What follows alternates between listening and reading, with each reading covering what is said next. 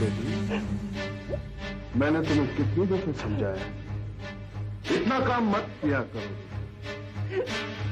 6 बजे के बाद तुम्हें ऑफिस में नहीं आना, मगर तुम हो कि मेरी बात मानती नहीं। आज फिर से तुम ऑफिस में आ गई। जो बातें तुम्हें नहीं जाननी थी वो आज तुमने जान ली। अब हम क्या करें? अब एक ही रास्ता है, अब हमें नई सिस्टम रखनी।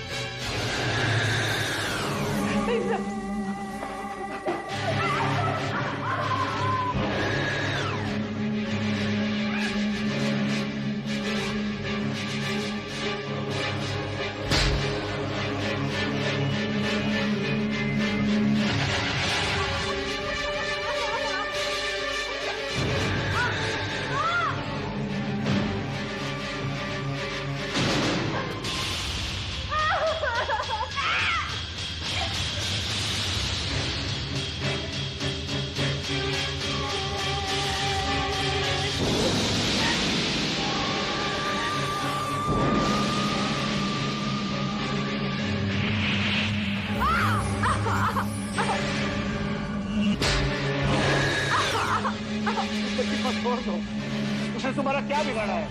भारत चाचा, अब इस लड़की की जिंदगी आपके हाथों में। अगर तुमने मेरा काम पूरा नहीं किया तो ये लड़की अपनी जिंदगी से हाथ धो बैठेगी। नहीं नहीं नहीं नहीं,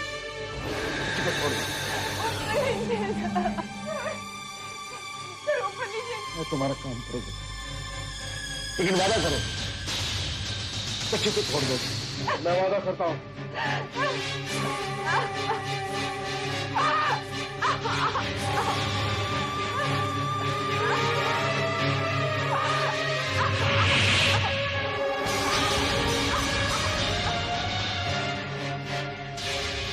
मुझे माफ करो।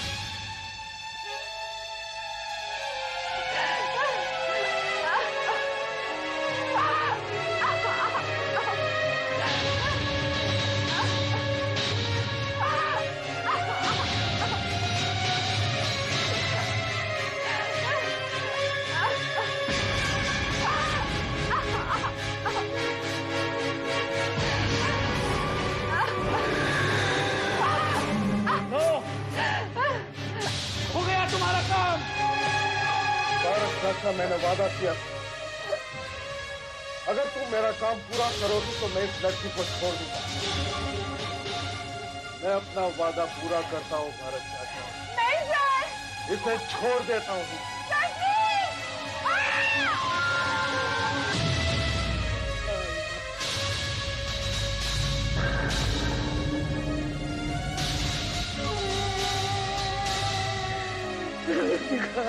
वेलकम टू इंडिया में।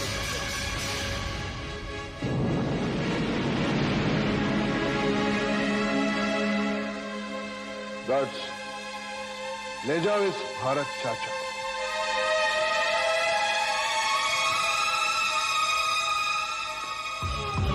I'm sorry, मिस्टर सेन, हमारा वक्त जाहिर हुआ इसलिए मैं आपकी माफी चाहता हूं।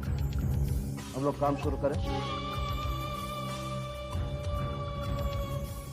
वो बिल्ली कहाँ है? बिल्ली? हाँ? बड़ी होगी यही कहीं पर, मगर हमें उससे क्या लेना देना? क्या लेना देना है? डॉक्टर बजाज, हमें उससे लेना देना है, लेना देना है। वो बिल्ली ने प्रियंका के साथ जुल्म होते हुए देखा है। वो प्रियंका को मरते हुए देख चुकी है।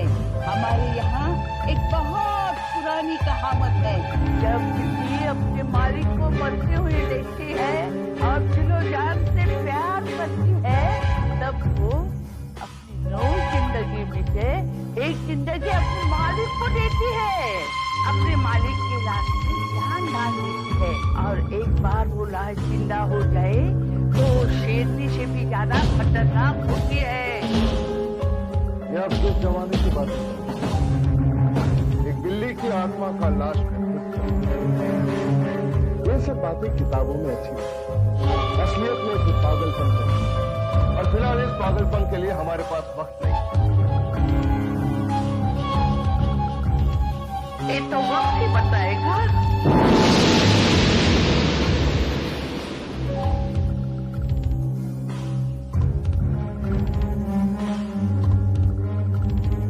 Mister Chango. Doctor Bajaj, mister Chang का कहना है काम करते वक्त आप बीच से बोलकर उन्हें डिस्टर्ब नहीं करेंगे। मैं सिर्फ इतना कहना चाहता हूँ कि मुझे एक जरूरी काम है।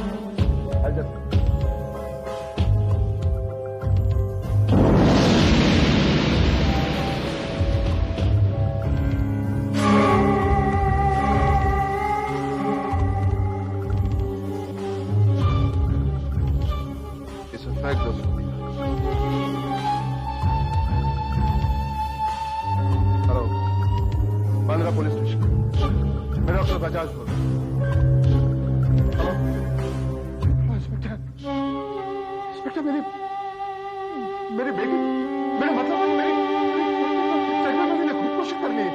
हाँ इंस्पेक्टर, उसने ऊपर से कूद कर उसकी जान दे दी। इंस्पेक्टर, मेरे साथ में इंस्पेक्टर, मैं अपने जान को देखा तो उसकी लाश पड़ी हुई। इंस्पेक्टर प्लीज, प्लीज आप जल्दी से आइए। Inspector please.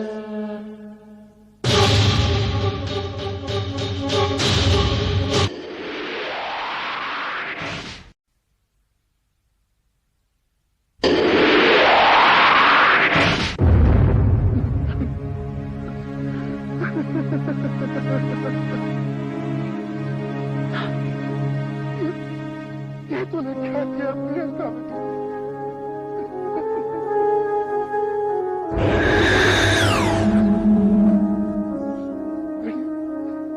क्या क्या सपने देखे थे मैंने तेरे लिए।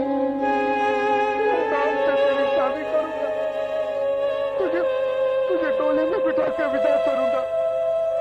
मगर आज तेरी आरती की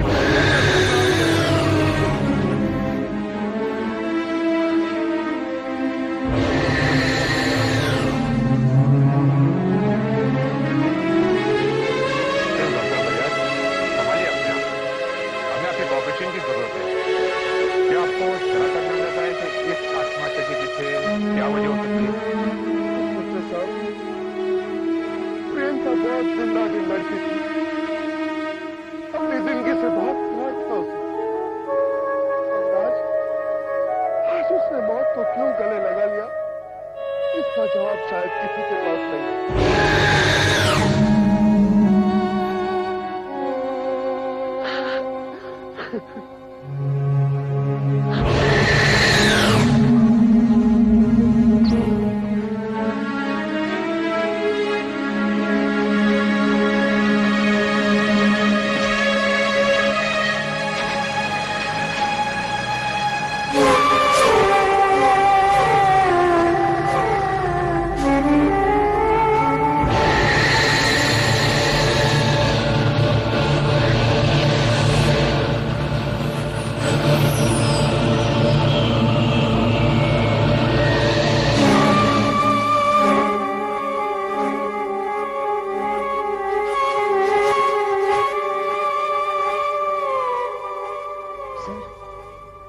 इन्हीं का कहना है कि काम पूरा हो चुका है, मगर मिस्टर चैंग आपसे कुछ बात करना चाहते हैं। ये जानने के लिए आपको इतना इंतजार नहीं करना होता। मैं आपको सब कुछ बता देती हूँ तो आपकी जिंदगी दूर हो जाएगी। पहले से हम लोग आपके लिए तैयार काम कर चुके हैं और आपको भी वो मांगी कीमत हमारे काम की है। हम फीस नहीं लेंगे, हम आधा हिस्सा लेंगे। तुम कहना चाहता है बराबर का हिस्सा 50-50। आपका मंजूर है तो बोल देना, नहीं तो हम हमारे साथ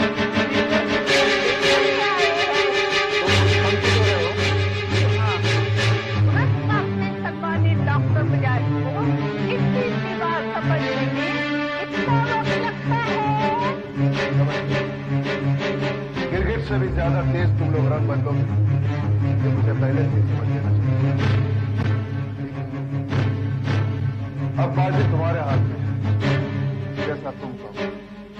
50-50। शुक्रिया।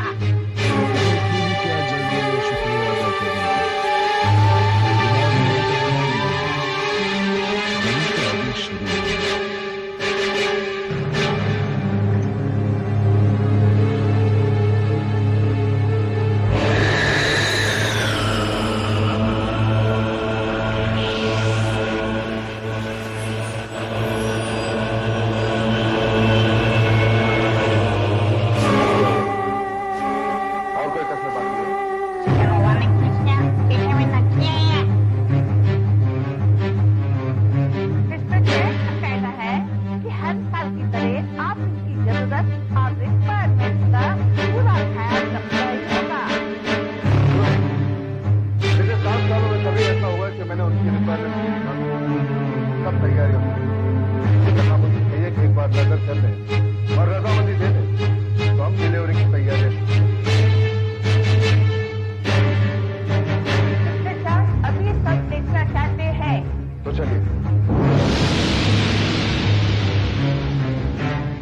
अरे यार, लोग आधी रात को आत्महत्या करके हमारी नींद खाली फुकट खराब करते हैं। अरे ये अगर सुबह मरती तो इसका क्या जाता था यार। अरे छोड़ यार, चल डॉक्टर को बुलाते हैं, खुद पोस्टमार्टम करेगा आज। ठीक है चल।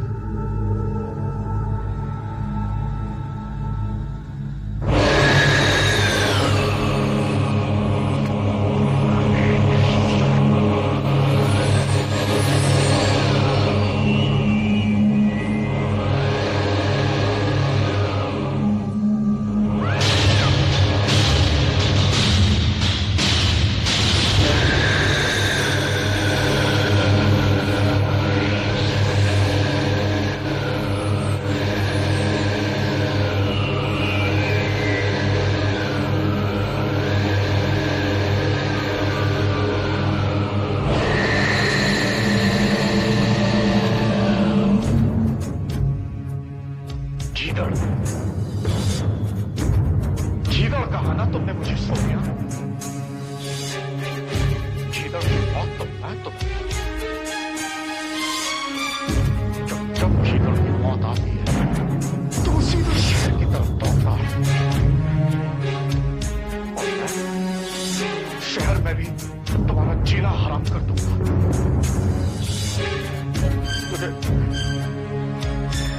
मुझे बहुत शरीर किया ना तुमने, बहुत शरीर किया मुझे। इसकी कीमत तुम लोग क्योंकि तुम अपने आप बहुत ज्यादा समझती हो, मगर तुम ये बात भूल रही हो मैं भी बहुत पुराना खिलाड़ी। एक बार वो खरा मेरे हाथ में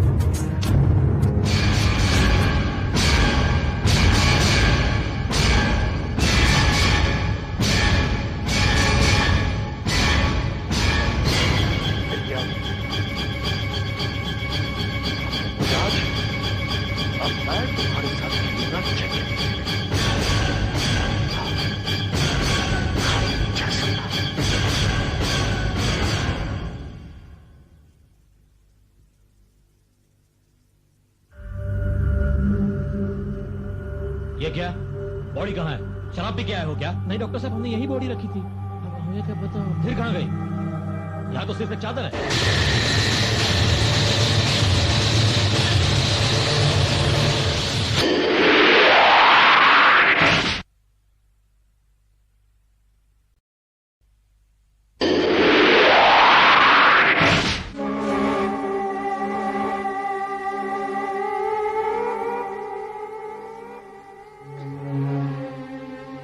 ये लीजिए, हर साल की तरह इस साल भी फैक्ट्री में काम करने के लिए मजदूरों का प्रबंध हो जाए।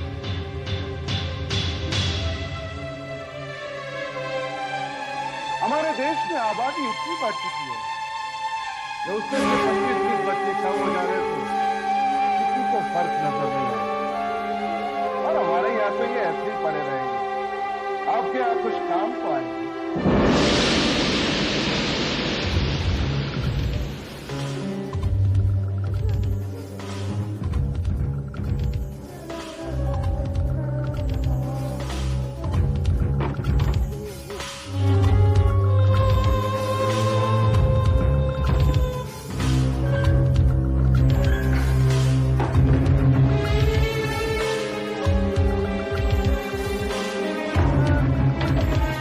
बच्चों,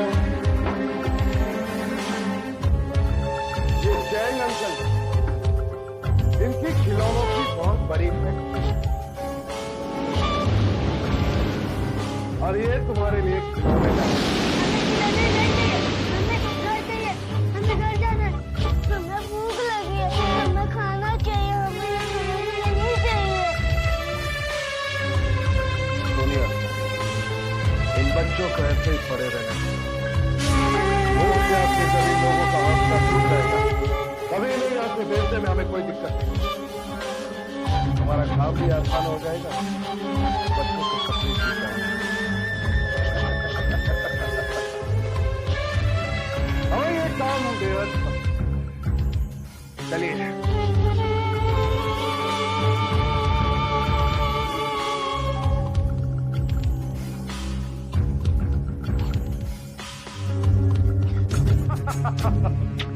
डॉक्टर बजाज, खेल तो अब शुरू हुआ है।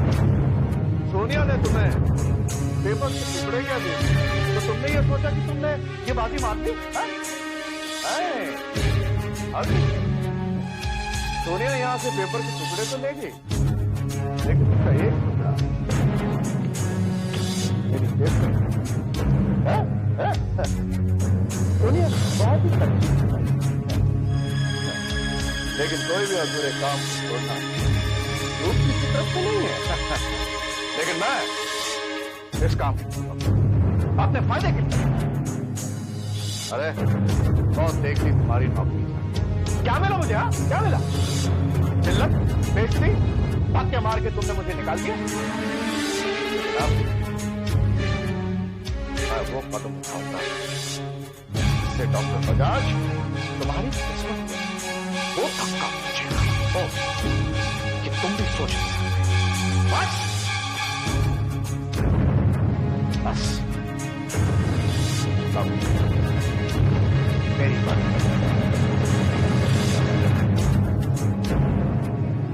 भैया, मुझे ये गुड़िया नहीं चाहिए, क्योंकि इनमें से एक ही खिलौना नहीं चाहिए। मुझे घर जाना है भैया, मुझे यहाँ बहुत डर लग रहा है। घर में ज्यादा मैं हूँ ना, कुछ भी नहीं होने दूंगा। बच्चों के साथ हमेशा अच्छा ही होता है, और तू तो बहुत ही अच्छी, तेरे साथ भी कुछ बुरा नहीं होता। हम यहाँ से बहुत ही जल्दी निकल जाएंगे। लेकिन कैसे? कौन हमें यहाँ से ले जाएगा?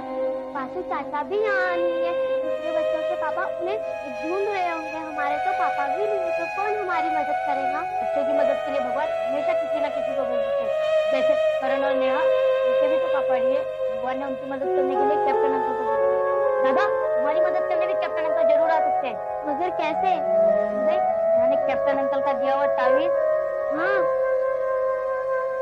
कैप्टन अंकल हमारी मदद करो। कैप्टन अंकल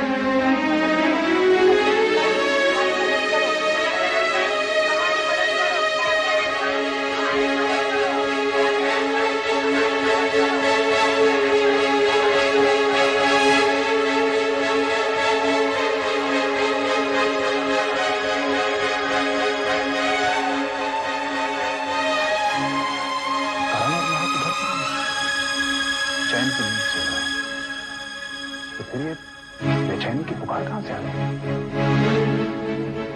लगता है किसी को